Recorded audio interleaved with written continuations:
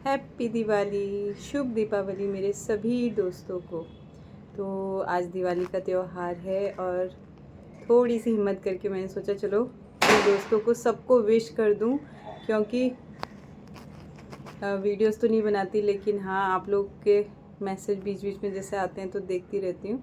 तो आज भी मुझे किसी ने विश कर रखा था और मुझे बहुत अच्छा लगा कि इतनी व्यस्तता में भी आज दिवाली में कोई मुझे याद रख रहा है। तो हैप्पी दिवाली, और बहुत खुशी हुई आपके मैसेज देख के मुझे। Thank you so much. और बताओ कैसी हो रही है दीपावली की तैयारी? और इस बार मैंने तो कुछ भी नहीं किया, मैं बस अभी नहा के आई। मेहंदी लगा रखी थी सुबह से सिर पे, हरी इंडिगो और मेहंदी दोनों मिला के लगाया था। तो बस नहा धो के अभी आई हूँ। और अनूप गए हैं बाहर, पार्थू गया नीचे अपने दोस्तों के पास। तो मैंने सोचा एक छोटा सा दिवाली पे हमारे घर में आज क्या हो रहा है। ऐसा कुछ खास तो नहीं हो रहा है। सुबह पोहा बना के खाया था बस, और तब से आज फ़ोन पे ही दो चार रिलेटिव्स के फ़ोन आए थे, उनसे बातें हो रही हैं। और वहाँ घर में भी, ससुराल में पिछले साल की दिवाली हम लोग याद कर रहे थे कि कितनी अच्छी दिवाली मनाई थी। सुबह से आज अनूप और मैं बैठ के वही वीडियोस देख रहे थे, और अनूप कह रहे थे कि एक साल में कितना कुछ बदल गया। तो हाँ, हमें इस बार नहीं पता होता कि अगली बार हम कहाँ होंगे, कैसा होगा। तो अगर ऐसा नहीं होता तो हम वहीं पे होते। तो हम भी घर को बहुत याद कर रहे हैं और सबको याद कर रहे हैं। और अजय आज भी कह रहा था कि भाभी टिकट कर देता हूँ, 2 घंटे की फ़्लाइट है सिर्फ। तो मैंने कहा 2 घंटे तो हमने मेहंदी लगा रखी है सिर पे, 2 घंटे तो हमें यहीं लग जाएंगे, और वैसे भी मेरा ट्रैवल करना ठीक नहीं है। तो बस ऐसे ही बैठी थी खाली घर पे, और याद तो बहुत आती है, झूठ नहीं बोलूँगी आप लोगों की। और बहुत मिस करती हूँ अपना वीडियो बनाना भी, पर बना नहीं पाती हूँ तो इसलिए। और अभी थोड़ा सा बोल पा रही हूँ। तो आजकल ऐसा होता है कि एक दिन बहुत ज़्यादा मुंह कड़वा रहता है और एक दिन बहुत हल्का हल्का रहता है। तो आज हल्का वाला है। बस दिन गिन रही हूँ, फटाफट फटाफट बस दिन गिन रही हूँ कि किसी तरह ये दिन ख़त्म हो जाए। पता नहीं कौन लोग हैं जो इसको गोल्डन डेज़ कहते हैं। मुझे तो ऐसा लगता है कि मैं जेल में कैद हो गई हूँ और अपनी बॉडी में कैद हो गई हूँ दोस्तों। तो ये वीडियो है ना, मैं कल डालूँगी आप लोगों के लिए। आज तो दिवाली है, आप सब बिज़ी होंगे, क्या ही वीडियो देखोगे। तो कल जब थोड़ा फ्री हो जाओगे तब इस वीडियो को देखना। लेकिन मैंने विश आपको दिवाली के दिन ही किया था। जब भी कम्युनिटी पोस्ट डालती हूँ, आप सबकी दुआएं, आप सबका प्यार देखती हूँ, मुझे बहुत अच्छा लगता है। तो दोस्तों बीच में बहुत कुछ हुआ।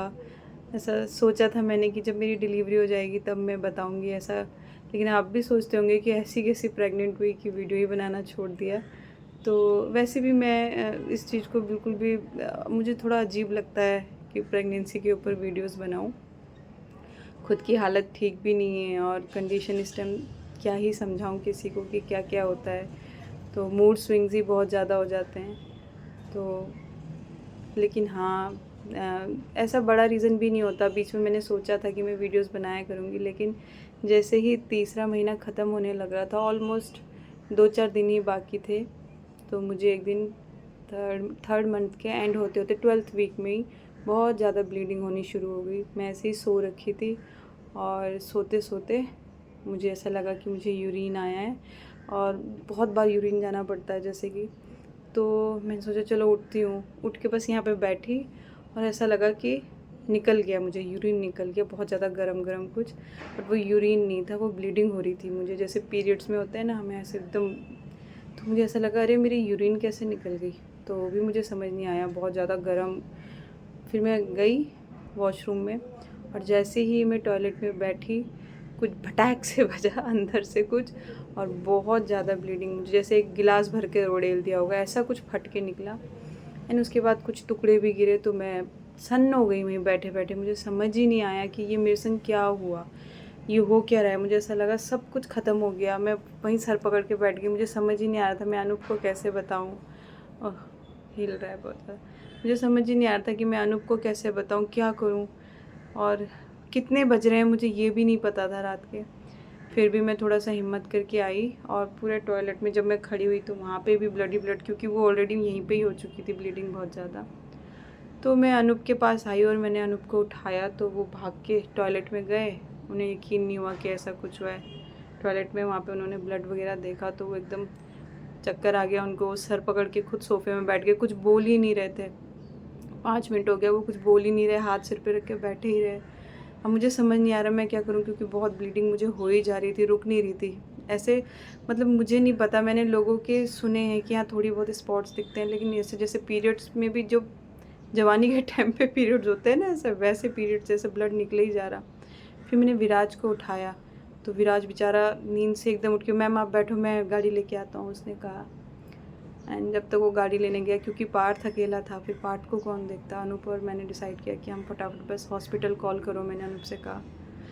तो हॉस्पिटल में जब कॉल किया तो उन्होंने अर्जेंट हमें बुलाया। अभी भी हमने टाइम नहीं देखा था कि टाइम क्या हो रहा है, बस हम लोग गए। जब हॉस्पिटल पहुँचे, मेरी कंडीशन ऑलरेडी बहुत ख़राब हो गई थी, मैं इतना डर गई थी, आप सब इमेजिन कर सकते हो कि उस वक्त क्या ही मेरे ऊपर बीत रही होगी, वो फिर आपको बताऊंगी आराम से। लेकिन कहते हैं ना भगवान आपके साथ होता है, समय हमें नहीं पता था, लेकिन हम दोनों अपनी रिपोर्ट्स लिए फटाफट उतर के पार्ट को सोता ही छोड़ के। और विराज बेचारा गाड़ी लेने गया था, हमने उसको फ़ोन किया कि हम नहीं जाएंगे गाड़ी में, हमारे पे टाइम नहीं है इतना, तुम पार्ट को देखो। हम जैसे ही घर के नीचे उतरे और 2 कदम ही चले थे, मुझे ऐसा लगा सड़क के पार जाना पड़ेगा ऑटो लेने के लिए। अचानक से मुझे एकदम रोशनी दिखाई दी, मैंने पीछे मुड़ के देखा तो पीछे से एक ऑटो वाला आ रहा था, और वही सफ़ेद कपड़े में, पूरा सफ़ेद ड्रेस पहना हुआ था और एक टीका लगा रखा था। और वो हमारे आगे रुक गए और उन्होंने ऐसे कहा कि बैठ जाओ। हमने बोला भैया चलेंगे हॉस्पिटल, उन्होंने ऐसे इशारा किया, बोले तो कुछ नहीं, हम बैठे। उन्होंने हमें 5 मिनट के अंदर हॉस्पिटल पहुंचा दिया। उसके बाद जब मैं हॉस्पिटल में लेटी थी, वो लेबर रूम में मुझे लिटा रखा था, तब मैंने टाइम देखा कि रात के 1:45 बज रहे थे, तो यानी 1:30 बज रहे होंगे, 1 बज रहे होंगे जब ये सब हुआ।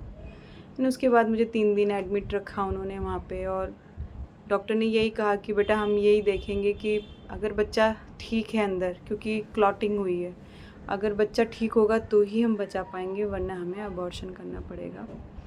और फिर उसके नेक्स्ट डे एक स्कैन होता है, वो सब ऑलरेडी मेरा टाइम आ गया था स्कैनिंग का, तो वो सब स्कैन वगैरह हुआ तो देखा कि अंदर मेरा जो प्लेसेंटा है वो बिल्कुल लो लाइन पे है, नीचे है, और अंदर एक क्लॉटिंग दिखाई दी उनको, जिसके कारण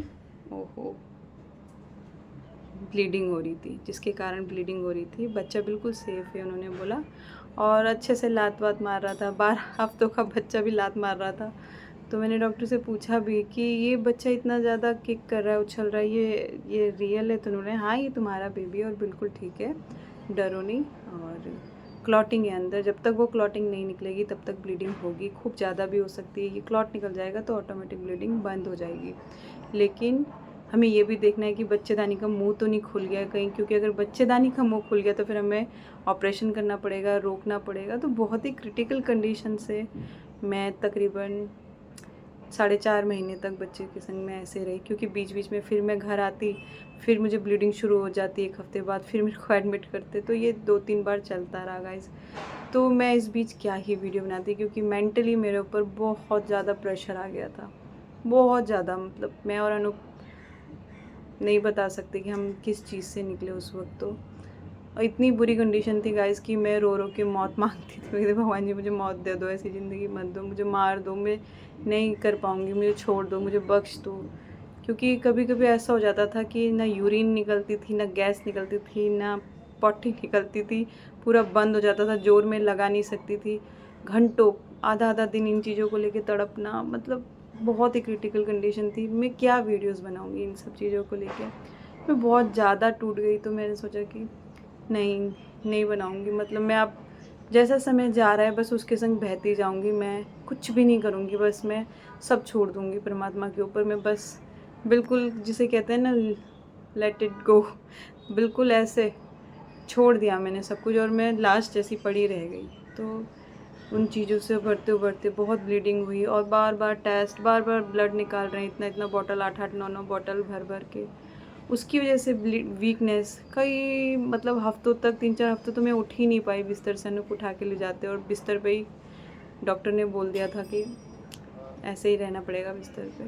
तो ये कारण था जिसके कारण मैं वीडियोस नहीं बना पाई आप लोगों के लिए।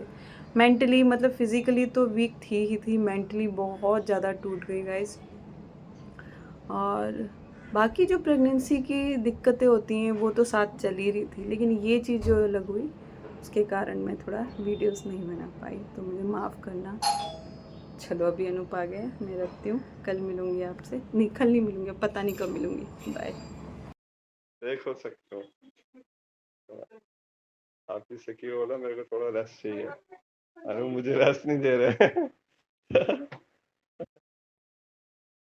पार्थ आपको अच्छा लग रहा है? पार्थ पता है क्या कह रहा था? क्या कह रहा था बताओ? पार्थ आप क्या कह रहे थे? मम्मी मम्मी क्या लेके आएंगी अब? नहीं नहीं,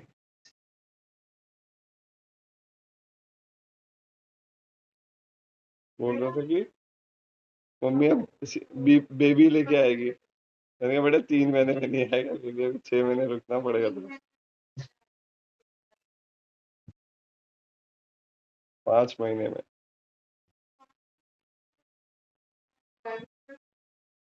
6 महीने ना, तो सही तो बोल रहा हूँ।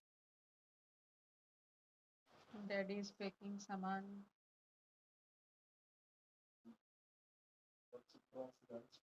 ऐसे ले जाओ। कहाँ देखा आपने? मैंने 2 में। अच्छा। हाँ।